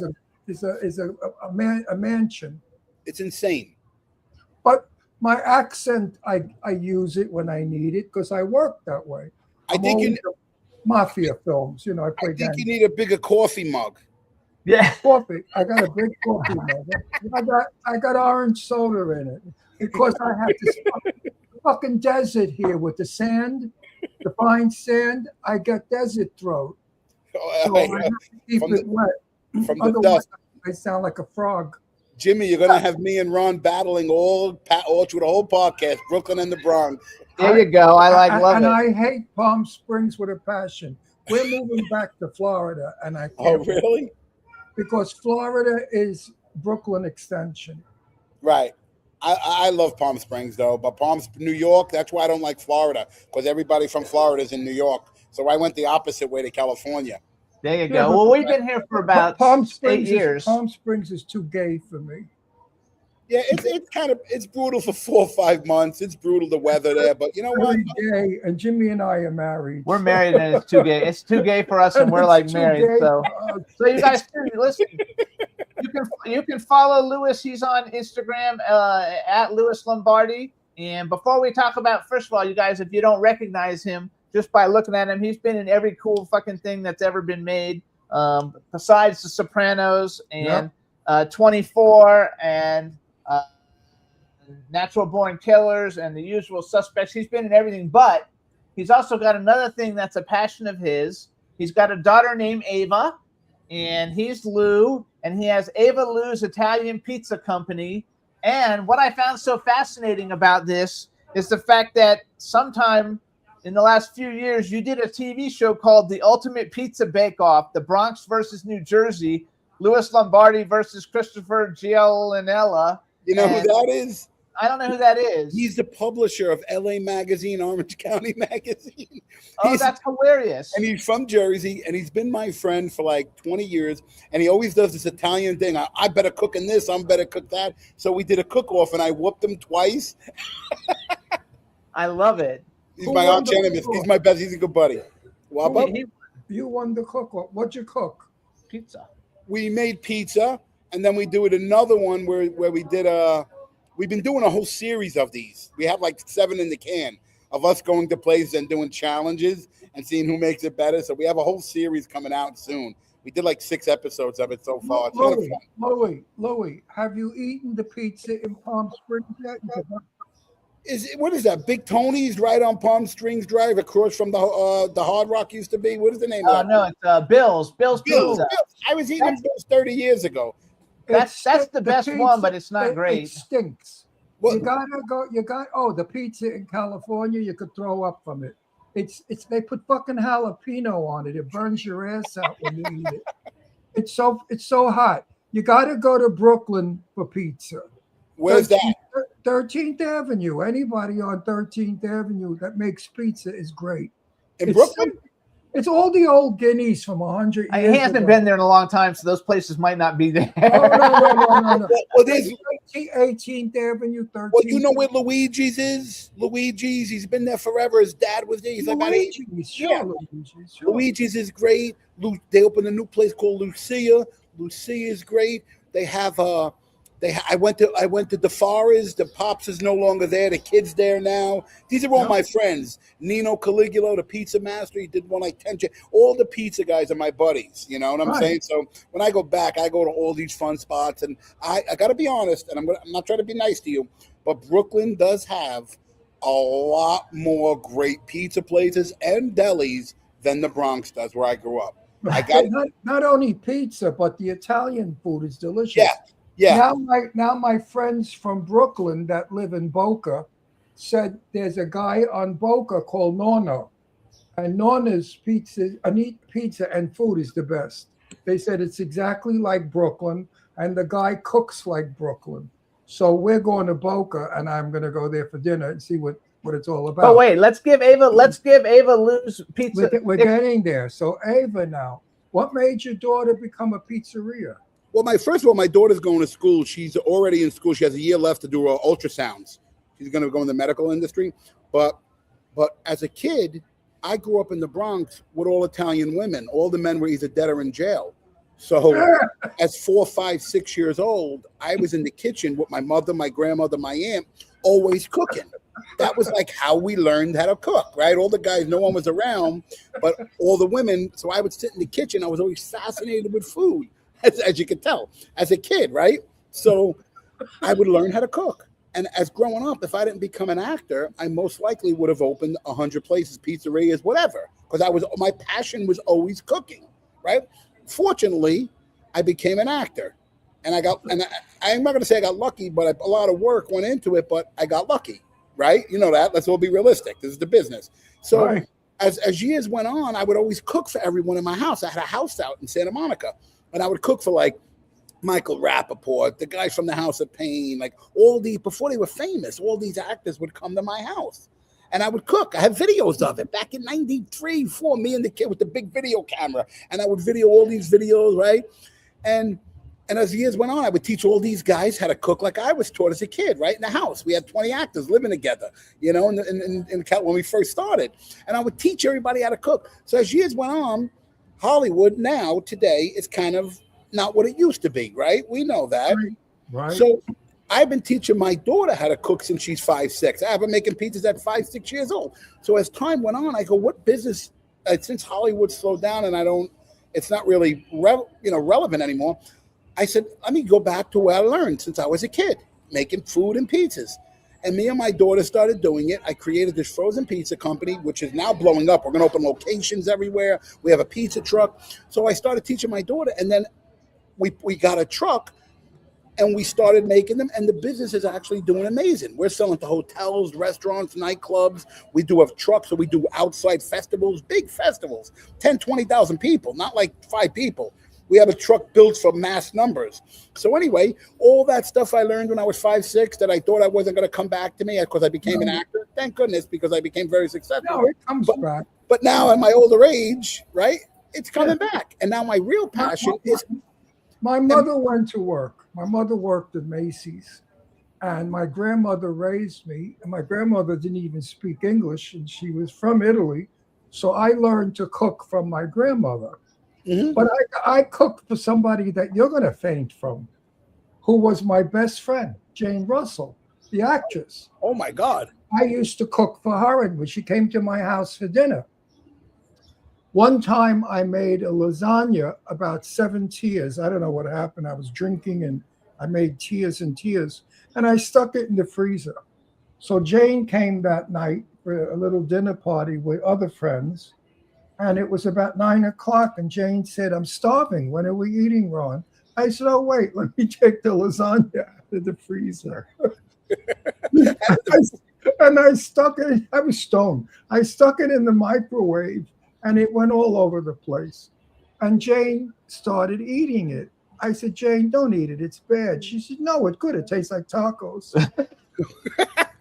I hope you defrosted it first. Well, half was defrosted, half wasn't. But, you know, back then we used to drink. So everybody was loaded. But I cooked for all my celebrity friends. Yeah, you know, but the whole thing, what we did with me and my daughter, it was like we are both of our passions are this. It's an amazing business model, and different than Hollywood. When you're making pizzas and you're eating pizzas with people, it don't matter what race, what creed, what color, what size. Everybody's smiling. Food brings people together, and I think the table is the camaraderie of the dinner table is what food is about. Don't matter if it's a slice of pizza or a fancy dinner. You know, the trick to great pizza, as you're going to know, is the crust. If the crust is not right, the pizza sucks. Actually, I read if the crust is too mushy or too raw or rubber, it's no good. Actually, I read this thing online about you because since you were coming on, Wait, I want to find out about his crust. Wait. So I read though, because it says, you know, a lot of celebrities who are famous, they just stick their name on shit, you know, and let people do it. But I read that you took you 2.5 years or something. I think I read for you to come up with this pizza, a frozen pizza thing, and that it's all 100% you and your daughter. You guys did it together. And no, I'm going to find out if he's full of shit or not. And they're all made in New York with New York water. They're shipped all over the country. Yeah, that's a big deal. The New York water is a big deal. Yeah. So you got to realize all these recipes I've had since I'm 5. I grew up with all the top pizza makers in the world. I've had people come and help me. So when I developed the pizzas, you know, it was more of a passion than just going, I want to put my name on something. I wouldn't do it. If I couldn't get specific stuff, my manufacturer would laugh at me. He'd go, okay, but you got to remember, this is for the masses. You're not making it at home for your family. And that's what I had to realize, adapt to the masses because it's a different process. The manufacturing process, you can't do what you could do at a pizzeria. You know, so anyway, long story short, it took me 2.5 years with everything, with the gravy, with the dough, with the everything. And we kind of mastered it. And then we bought the truck, and the truck has just been killing it. And then we started selling to like, you know, like what my pizza crust, we use a light garlic crust. We don't use sauce on them. So our pizza crust, you can make 30 different kinds of pizzas. Anything you want, because it's like almost a garlic crust that we add to. So restaurants, hotels love it because it takes out the whole process. There's no waste. There's no cost of goods. You're getting a product that stays on the shelf life for 15 months. So if a hotel buys it, they could do a chicken bacon ranch, a buffalo, a margarita, a pepperoni. I do a pastrami one on the garlic crust. It's been written up in LA Magazine, Eater LA, LA Magazine, what was it? LA Times. This is recently in the last 2 months. Wait. What's your pizza called? Ava Lou's. My daughter's Ava Lou's Italian Pizza Company. Ava Lou. Yeah, my daughter's name is Ava and I'm Lou. With the Bronx accent, I don't understand shit. Ava Lou's Italian Pizza Company. I made a joke. Hey, Jimmy, what does he have in the picture there? What does he have in the picture? Yeah. Where do I get one? I want. Well, we don't sell them wholesale. We sell them to, like, again, thousands at a time. But where? California. We don't ship them. It's expensive. California, Bangula. California is big. Where? No, he's saying he doesn't sell individual pizzas to people. He sells them to distributor people, like hotels and restaurants. Thousands at a time, yeah. And the good thing about our product is when hotels buy, like we have a nightclub that's buying, you know, 3,000-4,000 a month, and it's a shell that you can make what you want. It's a New York pizza, but you top them with what you want. That's why people love them. So yeah, if you're buying them for, like, you know, whatever, for your restaurant, and you want to make 10 different kinds of pizzas, you can make them with one crust of ours. And you've got to remember, there's no dough making, there's no cheese, everything is on it. But the sauce you want to use, the toppings you want to use. Whoa, yo! What kind of sauce? What kind of sauce you make? Well, I make a special sauce that I sell to the companies that buy the pizza. Is it a Sicilian sauce? It's an Italian. No, it's an Italian tomatoes. It's Italian tomatoes with 3 Yeah, ingredients. but wait a minute. There's Sicilian, there's Napolitan, and there's Genovese. Yeah, but you get tomatoes from Italy. I don't know. I don't source the can, but they're from Man, Jimmy, this guy's just an FBI agent in his past. He's like an FBI agent. No, my favorite is the Sicilian sauce because the tomatoes in Sicily are the best tomatoes because of the sunshine. Right. So the tomato does change the taste of. I make pizza, so I know what I'm talking about. I make a Genovese pizza. I also make a Jewish pizza. What is that? With matzah. Instead of a pizza crust, I make it out of matzah. A matzah crust with all the pizza trimmings, and my Jewish friends love it. And That's I call it pizza into matzah. And this guy's from Brooklyn, Jimmy. Yes.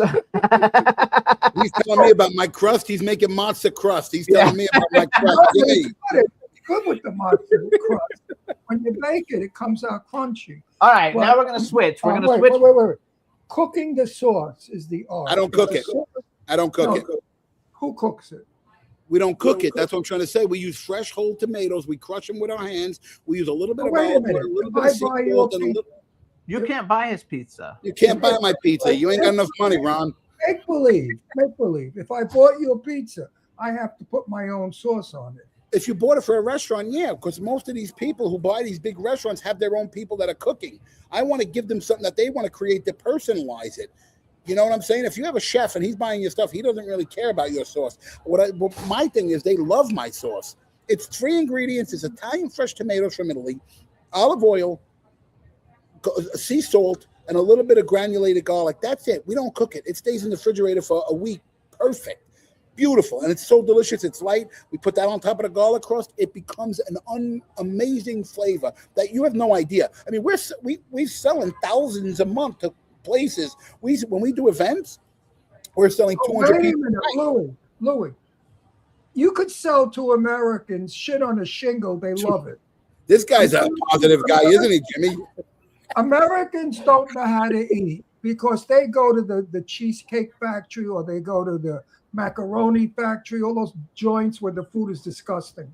And they love it. They say, oh, the breadsticks are great. We love the gorgonzola. They don't know what the fuck they're talking about. He has My a heart favorite, attack. You gotta find out. my favorite is the manicattio with the mozzarella from Olive Garden. Yeah, that sounds me. That's what I would say. Manicotti with mozzarella. Like. Manicattio. What are you talking Yeah, Manicattio. Mazzarella. If your pizza is bought in Brooklyn and the people love it, then you're made. Bud, go look at my Instagram. I got guys from Brooklyn, the Bronx, to eat my pizzas on my truck going, this is insane.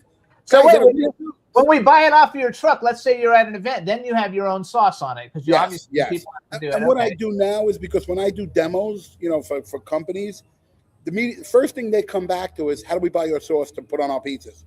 But I don't have that's the first thing they say to chefs. We want the sauce. So what I do, if you buy the pizzas from me, I just teach you the sauce.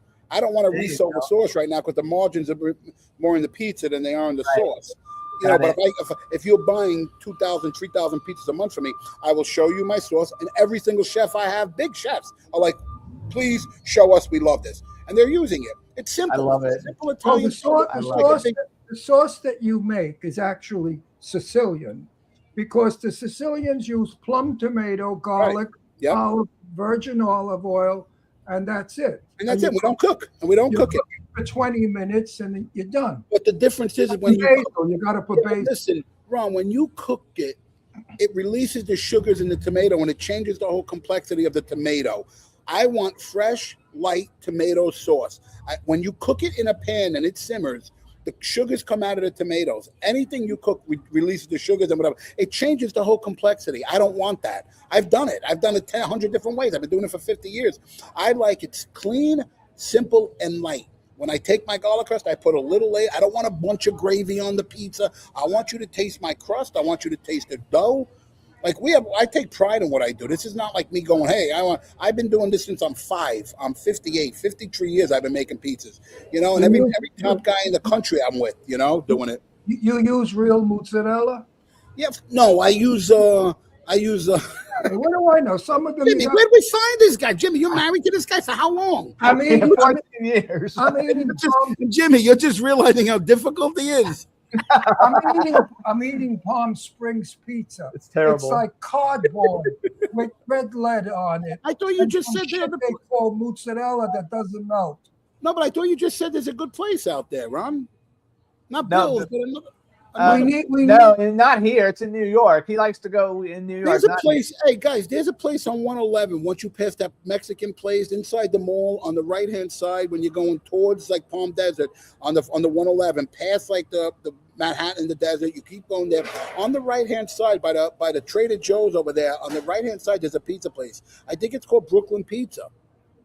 You know what I'm talking about? I know where that is. I know where it is. Yeah, I have to go look. Well, we'll never check heard it of out. that one? and see. Anyway, hold on. I want to get off pizza now. Okay. I Oh, wanna that's go. his business. No, it's not his business. It's his business, yes, but we've only got 20 minutes, and I want to bring him out because he's like one of the well-known character actors who's like. I know we got 20 minutes, Ron. Stop with the riffraff. So basically, like you had a kind of a rough childhood, and then you were in a film, and I don't know if it was an Oliver Stone film, but basically he like saw you, and I mean you didn't really have to like struggle making a bunch of shitty $20,000 movies because you started out pretty much at the top of the heap. Natural Born Killers. No. Let's go backwards when I was 11, 12 years old. And that's the book we're writing now. We're writing a book called Breaking the Cycle. And it's about my life growing up and how you come from a terrible upbringing, but you can still break that cycle. So my daughter and her generations won't know what I went through. The book is going to be insane. The book is really interesting. Next time when it comes out, I want to come on and talk about it. It's called Okay. Breaking Wait a the minute. Cycle. What was so terrible about your life coming So- from an Italian family? So wait, let me just go backwards. Let me stop with let me answer Jimmy's stuff right. So Jimmy, Okay. when I was a kid, like 3, 4 years old, my father was killed, so that's why I was brought up by all women. My grandfather went to jail. He did 30 years. 60. He got 60. He did 30. Right. So anyway, so we were just left on the streets alone. Right. So my whole thing was I would sit in the basement and I would watch like these old TV shows, The Odd Couple, All in the Family, all Jeffersons, and I would watch TV by myself in the basement of the house, my grandmother's, where I would live, right? And I would fascinate. I would go, wow, I want to be like this. So when I became 10 and 11 years old, I was old enough to get on a bus and go to Manhattan. And that's when I found a magazine called Backstage. And Backstage had all the auditions, but I was like, how do I do this at 11? I taught myself everything, right? So I would go on Backstage. I'd grab Backstage in my neighborhood. They only had like 10 a week, right? So everybody, all the actors in the would go. So I would get it, and I would go, how do I get headshots? I would look in Backstage, headshots, $99. Duplicates, $99. So I learned how to create the headshots. Then I would go, what do I do with these headshots? Backstage. All the auditions. You know what I'm saying? The auditions. Yeah. Most of them were NYU films, independent films. This is all in the book. This is all in the book of how it started. So then I would go, okay. I would go, all right, so now I got the headshots. I got the outlet to send them to, right? Which would be the casting. Most of them were NYU films. So I learned how to. I would audition. I would send my headshots out to all these NYU films, right? And I got called, and I ended up doing a bunch of NYU films. So what I did was I learned how to act for free, and I learned how to make movies for free, all from NYU kids. I was doing so many of them, but I didn't go to acting school. I didn't have money to go to school. I didn't have money to go to NYU. But I would learn. I would say, how do I do it? And I figured this out on my own. I knew what I wanted to do by watching the shows, and the most tragic circumstances became the best outcome because me sitting there with nobody, I learned this is what I want to do. And that's how I found my path. And then when I found the path, I learned how to do it by just reading the magazine. Then I started sending my stuff out, and I would get auditions for NYU films. So what I did was I was acting for free instead of an acting school, learning on a real set. I tell people that you could be in acting school for 30 years. If you can't handle distractions, a million people touch makeup, hair, wardrobe, the hardest part of acting is a distraction. You're on a set with 100 people. Everyone's pulling your hair, doing this, doing that. There's so much distraction. You got to focus. So I would do NYU films to act, but I would also be on sets going, how do we do this? What are we doing? And these kids spend $100,000 a year to learn how to make movies. I was getting that education for free, right? So I finally do this independent movie. at a backstage. I sent my headshot. They ended up doing it, right? We ended up getting the role. It was a weird situation. Mira Savino was the casting person. She was no one. It was 1991. We did this little independent film. We shot it over like 2 years. Scenes here, scenes there in Queens, right? And Long Island and Brooklyn and the Bronx. We would shoot these scenes. 2 years later, you know, a bunch of my friends and my neighbor in the Bronx got arrested, and the Bronx was dead. And fortunately, right, this independent film got traction, but again, 2 years after we shot it. And I had all this experience from NYU of learning how to be on set, we get this independent film. It was just another audition. 2 years later, 1993, a lot of my friends got arrested in the Bronx, and I was sitting in the Bronx going, what's my life here, right? I was 25 years old, and I get a call from the director going, hey, man, our film, it got accepted to some film festival called Sundance. 1993, Sundance was nothing. Right. It was folding chairs with Robert Redford reading in an auditorium. So we went. So I said, well, I got nothing here. So I took what I had, my car and a couple of bucks, and I drove from L.A. with the co-star of the movie with me, from the Bronx to L.A., picked up Mira Savino, and then we drove from L.A. to Sundance, 1993. Our film was a massive hit. Going from the streets in the Bronx to this massive, massive hit of a movie. And we were like, holy shit, I had no union card, I had nothing. Like, we were just, like, it was nothing. It was just like, I drove from the Bronx. I didn't know anything. I ended up getting an agent right out of Sundance. So we drive back to LA. Now, I don't have a union card or nothing, right? I had a car. So the director calls me, and he's going to be back in LA. Now, we're like the big hits. It was the year we were there. It was Bryan Singer, Robert Rodriguez, Jennifer Lynch. This was the class of filmmakers that was there with us, right? That year. This is what kind of filmmakers came out of it when we were going. You know, the year before, the year after, massive filmmakers that are still relevant today. So anyway, we get back to LA, and the director calls me, and he's like, hey, Louis, I need a ride. Now, let me stop this. Going backwards, my idol growing up was Oliver Stone. I read his books. I would just want to be Oliver. I don't care much about Scorsese and Coppola. I was an Oliver Stone guy, gritty, real, you know, I want to make films like this guy, like punch in the mouth every scene films, right? You know what I'm saying? Like, his films are so intense. So I was always an Oliver Stone guy. So the moment I get to Hollywood, I'm back in LA after Sundance. People are calling me. My director's like, yo, I need a ride. I go, wait, it goes to Oliver Stone's office. I go, what? Now, is this all fate that my buddies got arrested? It was able for me to make a break from the Bronx that I drove to LA. That was already a big step, right? Changing and breaking the cycle, is what I would say. Then I get to LA. The movie's a hit at Sundance. What are the odds of that? You guys know, you're in the film business. Then I drive back to LA, and the guy that I idolized, the guy that I wanted to make movies like, sees me in amongst friends. And I drive the director there. And I meet Oliver. I'm in a room. I drive me. He's like, what are you doing here? I go, I drove this guy. He's the director. He goes, I'm only kidding. He goes, come in the meeting.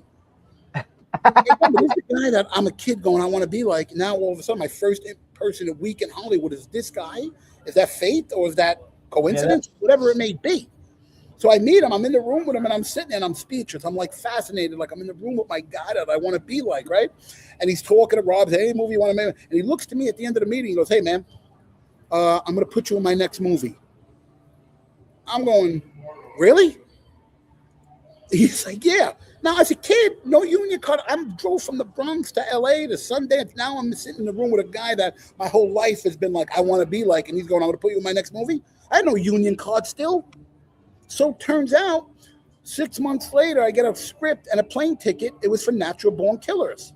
Intense ass movie. That's like one of the most intense movies you'll ever see ever. And he paid for my union card. That's how I got in SAG on that movie. And I ended up making friends with Robert Downey, Woody Harrelson, Tommy Lee Jones, Oliver. All those guys were great to me. So they not only did I work with them, but they took me out with them every night. So this was my initiation into Hollywood. They actually wrote a book based on the making of the movie. The two producers, it was such an insane setup, but I was in Joliet Prison in Chicago for 3 months. So that was my initiation by the guy who I always wanted to be like. So was that like, what do you call that? Not projected. It's something fucking, I don't know, whatever it is, it's fucking amazing is what you know what I'm saying? It's called luck. Yeah. Well, not always luck, because if I didn't drive to Sundance, would I have gotten lucky still? No. It's about taking initiative and doing stuff and not being afraid to get out of your comfort zone. That's what my book is about. Most people say, "Oh, it's hard, it's hard, it's hard." You show me what in life isn't hard. The pizza business is hard, but I'm dominating it. If you truly love what you do and you have passion, you could achieve stuff.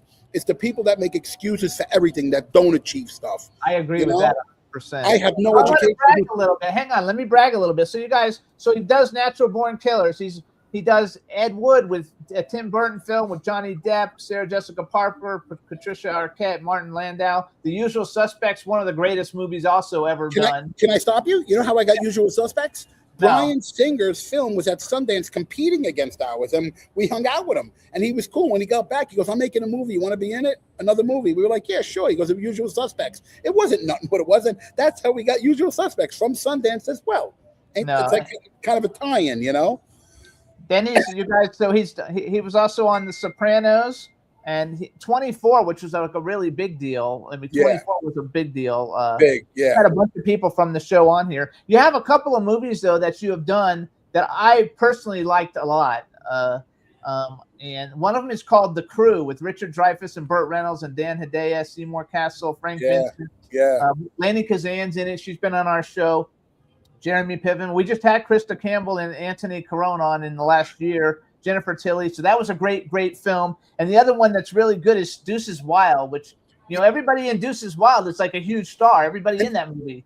And Jim, but when I did that, none of them were famous. James Franco was no one. He was sitting in the corner reading the James Dean book. Norman Reedus was nobody. Johnny Knoxville would come in our trailers and put in these VHS tapes of Jackass. And we'd be like, "What is this?" They all started on that movie. That movie made about 10 stars, literally. And you want to know what's funny? I was supposed to be in it so minimal, right? Scorsese was the executive producer in the beginning, and Scott Calvert, who passed away, he was the director. He sent the footage to Scorsese. You know what Scorsese's notes back were? Add more of Louis Lombardi in the movie. That's how I got so much in the movie. It's a great movie. And then I would just show up, Jimmy. I would start improvising crazy stuff. That was one of my favorite films. But yeah. Look who's in it. Stephen Dorff, Brad Renfro, Fairuza Balk, Norman Reedus, Max Perlich, Drea Mateo, Vincent Pastore, Frankie Muniz, Balthazar Getty, Matt Dillon, James Franco. I mean, that's like a who's who of today's Hollywood, actually. Yeah, and 50% of them were nobodies when that movie started. It was insane. Norman, Franco, all those guys were nobodies. And then you also, because we only have 8 minutes, you did your directorial debut, Doughboys. Yeah. I think you wrote it and directed it and I started. wrote, directed, and starred in it, and it all shot in my neighborhood in the Bronx. And most of the characters in that movie are guys I grew up with, people I'm friends with my whole life. It was a neighborhood movie about two brothers from the Bronx who own a bakery, you know, and I put all the neighborhood guys in it who were real people, real characters, and it turned out to be a fun movie. We won like 15 festivals with it, but most of the people in that were tied to what the project was: neighborhood, real people, you know. So everybody you see in there talking, I grew up with. I would throw my friends in and say some stuff, you know. And there's Mike Starr I know since I'm 18. Vinny Pastore I know since I'm 13. You know, these are guys I just knew from the neighborhood that end up becoming my closest family and friends 30, 40 years later, which I'm still here. I met Vinny a long time ago. One of the I used to have a manager when I was trying to be an actor, and my manager was Steven Van Zant's cousin or whatever, and so we went to see him perform, and Vinny was there, and so I actually got to meet him. He was like fun. He was like fun guy. But I know him since I'm 13. You also have a new movie that just came out, because I saw you talking about it on your Instagram. Director's Cut. Director's Cut. I know Director's Cut. No, it's a horror movie. I think it's a horror movie, isn't it? It's on Tubi right now. It's on Shudder, and it's a horror franchise that I star in. I play the killer. It's kind of a fun, interesting, unique horror franchise. If you don't watch it, go to Tubi, go to Shudder or Tubi and watch it. Tubi's free, but it's a really interesting project. And again, you know, one of my biggest flexes about my acting career as an Italian American from the Bronx, I never play gangsters. Most of my movies, I'm the cop, I'm the neighbor, I'm the friend, which I'm really proud of as an Italian American from the Bronx. You know, I wasn't stereotyped ever. And it's funny that you were mentioning all those movies I did. You know how I got a lot of those movies? When Oliver Stone hired me and I got back from Natural Born Killers, all these directors were like, Oliver Stone hired him, and that's when Tim Burton, Ivan Reitman, John Landis. I did all these movies. I would believe on that kind of basis that he got hired by Oliver Stone. We'll hire him, and I ended up working on so many great movies with the biggest, best actors, and that's how I learned how to act too. And like I worked with Robin Williams, Malcolm McDowell. I did a TV series with him in Hawaii for a year. I didn't even know that. I didn't even know. So Malcolm McDowell's a friend of ours, and he's been on the show, and I had Love no him. idea. I didn't even know that they remade Fantasy Island.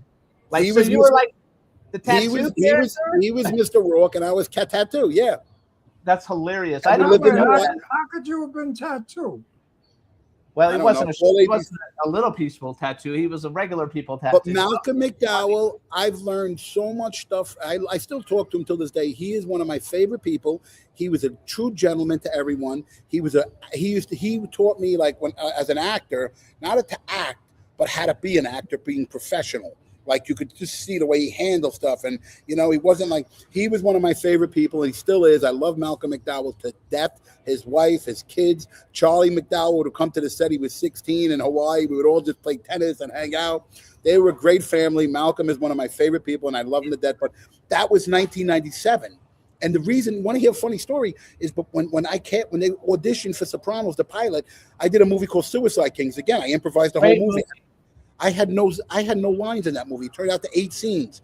Georgianne Walken saw it, who cast Sopranos, and called me in and said, "We want to see you for Sopranos the first season." A week later, right? I got Fantasy Island. So it pulled me out of the Soprano auditions. I went to Hawaii for a year, lived there, shot that. When I got back, that show was a failure. I got back. Sopranos was like, "You're in New York. We're doing second season. Come on in."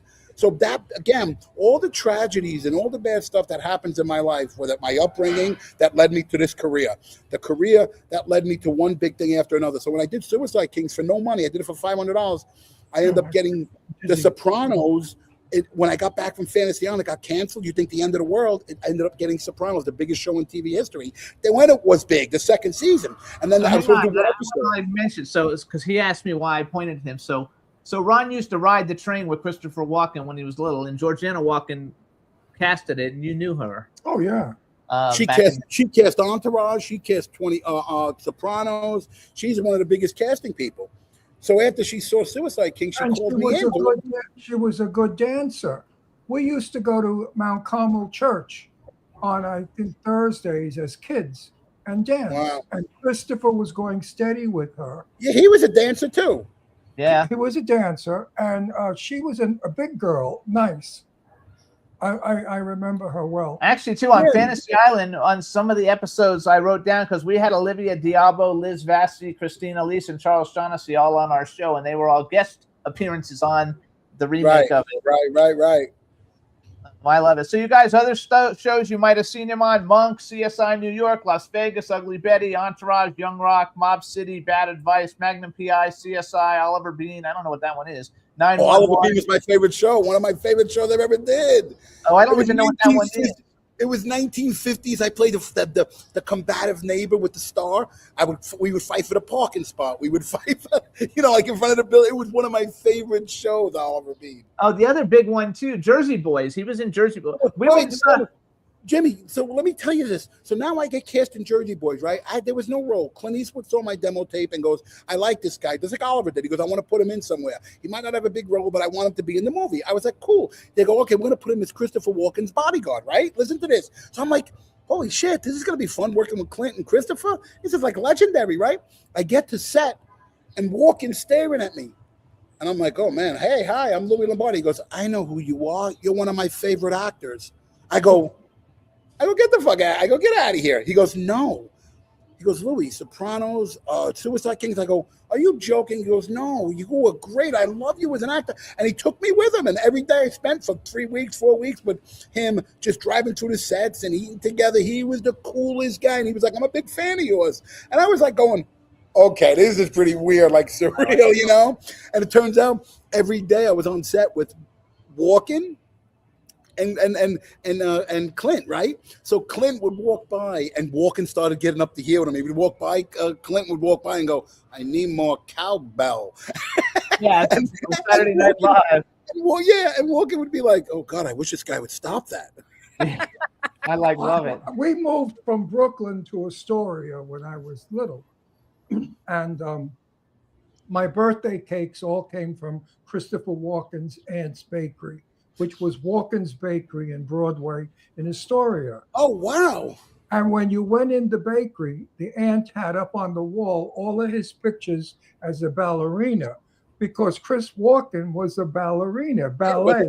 Yeah, I know, right? I mean, people don't know that. And when But you know, can I ask you, Ron? Wasn't Astoria all Greeks? No.